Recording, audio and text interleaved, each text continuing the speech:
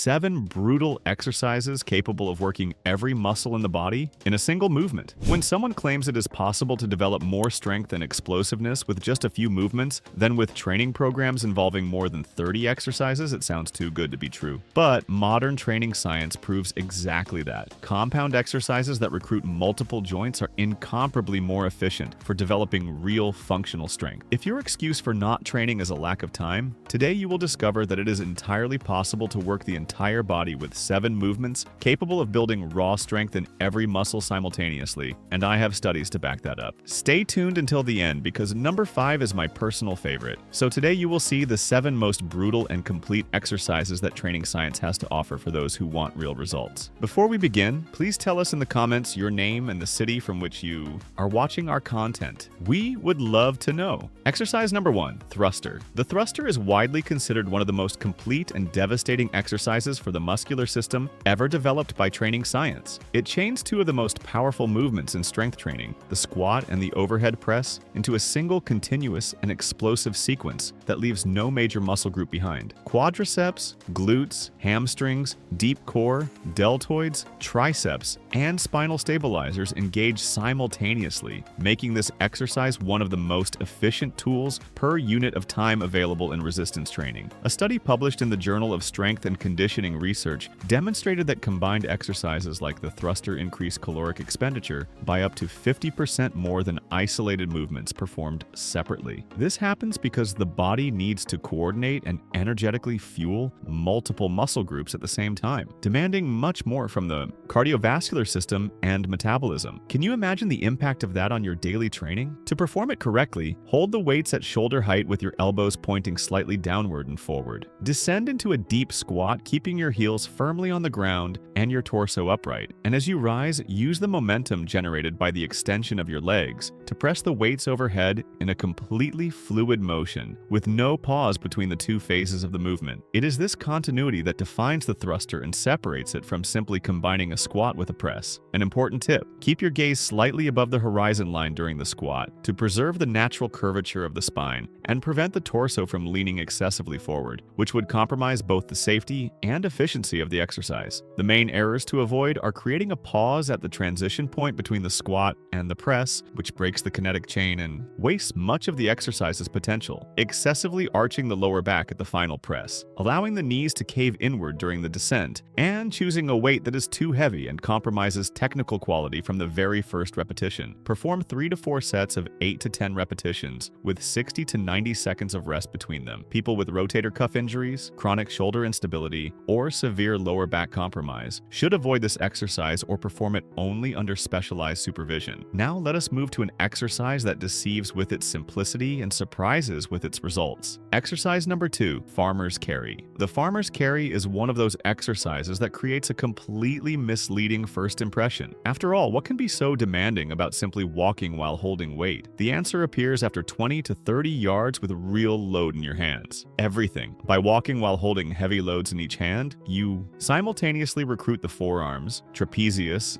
deltoids, deep core, quadriceps, hamstrings, and the stabilizing muscles of the ankles and feet, groups frequently neglected in conventional training. The gluteus maximus, the largest muscle in the human body, engages constantly to keep the hips stable with every step, making the farmer's carry a powerful ally for both aesthetics and the prevention of lower back pain. In addition to building raw strength, the exercise improves posture, muscular endurance, and the ability to handle loads in real everyday situations. Exactly what specialists call functional strength. Regular practitioners develop impressive core stability without needing any isolated abdominal exercise. To perform it correctly, hold a weight in each hand with your arms extended along your body, retract your shoulder blades slightly back and down, as if trying to bring your shoulder blades together, engage your core firmly, and walk in a straight line with controlled and steady steps, keeping your gaze forward and your spine in a neutral position throughout the entire course. The key is to sustain that impeccable posture even as fatigue begins to set in, because it is precisely at that moment that the exercise truly begins to challenge the deep stabilizers. The most common errors are rolling the shoulders forward and losing the scapular retraction, bending the elbows to relieve tension in the forearms, allowing the spine to leave its neutral position, and looking at the ground instead of keeping the horizon in your line of sight. Choosing a weight that is too light is also a classic mistake, as the exercise only generates real adaptation when there is a genuine muscular challenge. For beginners, use 30 to 40% of your body weight combined across both sides and walk 20 to 30 yards per set, performing 3 to 4 sets with 60 to 90 seconds of rest. People with severe wrist tendonitis, active herniated discs, or significant balance impairment should seek professional guidance before starting. Get ready, because the next exercise is an absolute classic that forgives no weakness whatsoever. Exercise number 3, burpees. The burpee is one of the few exercises that manages to integrate strength, muscular endurance, cardiovascular conditioning, and motor coordination into a single sequence of movements. In a single repetition, you work the chest, shoulders, triceps, core, quadriceps,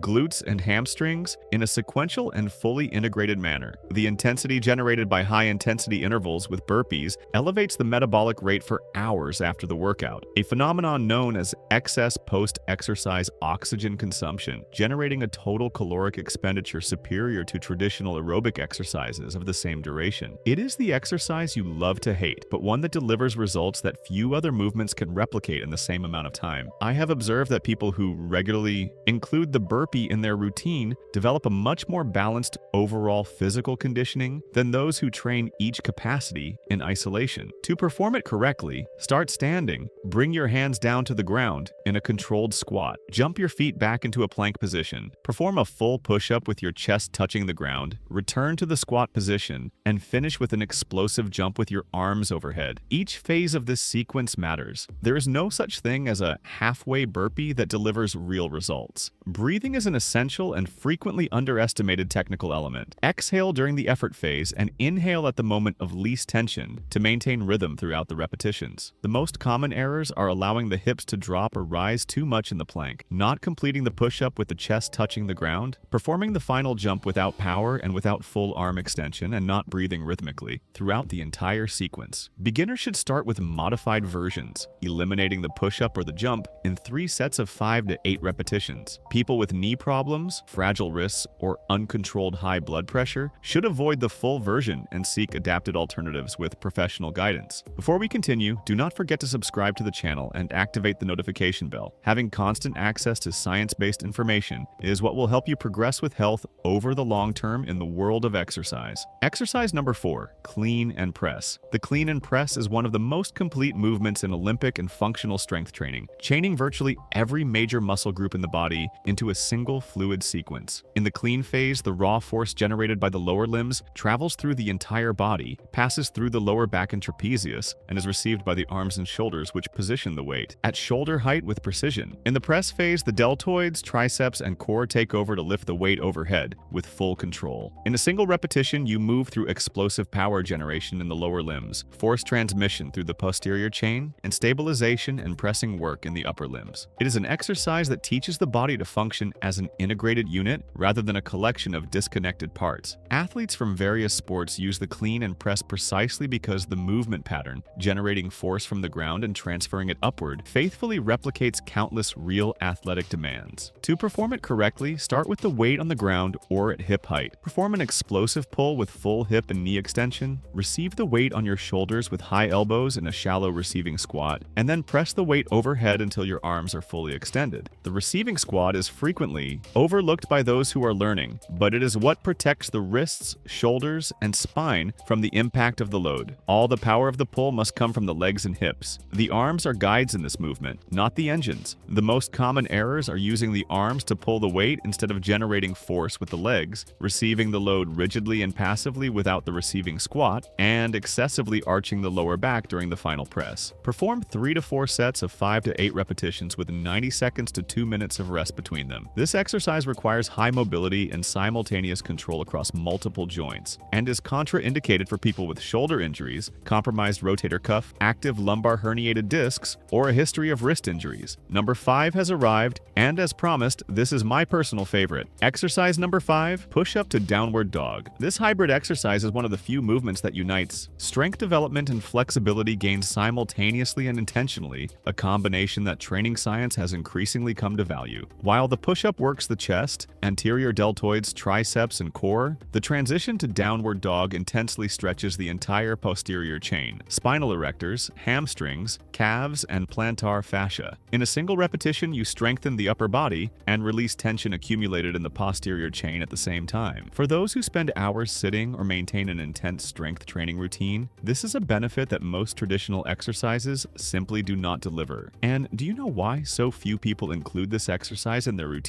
Because it is uncomfortable in the right way. It demands strength and flexibility simultaneously, two qualities that most people have developed in completely separate ways throughout their lives. The execution begins in a high plank, with your hands slightly wider than shoulder width apart. Descend into a full push-up with your chest touching the ground, and as you rise, push your hips up and back, forming an inverted V shape with your heels reaching toward the ground and your head positioned between your arms. Hold this position for 2 to 3 complete breaths before returning to the plank and beginning the next repetition. That breathing interval in the downward dog is not optional. It is where much of the benefit of the stretch and the activation of the deep spinal stabilizers takes place. The most common errors are letting the hips drop during the push-up, turning the movement into a disguised half plank, not pushing the hips high enough in the downward dog, excessively bending the knees in the final position, and performing the movement too quickly, completely wasting the benefit of the stretch. Rushing is the greatest enemy of this exercise. Perform 3 sets of 6 to 10 repetitions, holding for 2 to 3 complete breaths in the downward dog each. Cycle. People with carpal tunnel syndrome, wrist injuries, or glaucoma should avoid or adapt the exercise with professional supervision. Exercise number 6. Kettlebell swing. The kettlebell swing is an explosive hip hinge exercise that intensely works the entire posterior chain of the body, glutes, hamstrings, and spinal erectors, while also strongly recruiting the core, shoulders, and forearms. What makes it especially valuable in a brutal and efficient workout is that it develops hip power, which is the foundation of virtually every athletic and functional movement, from running and jumping to safely lifting objects off the ground. The gluteus maximus is the main protagonist of this movement. Training the largest muscle in the body in an explosive manner generates a metabolic effect that extends for hours after the workout, what specialists call the excess post-exercise oxygen consumption effect. It is no coincidence that high-performance athletes across completely different sports, from soccer to martial arts, use the swing as a fundamental part of their physical preparation, precisely because of its capacity to develop total body power in a simple and highly controllable movement. To perform it correctly, position yourself with your feet slightly wider than shoulder width apart, hold the kettlebell with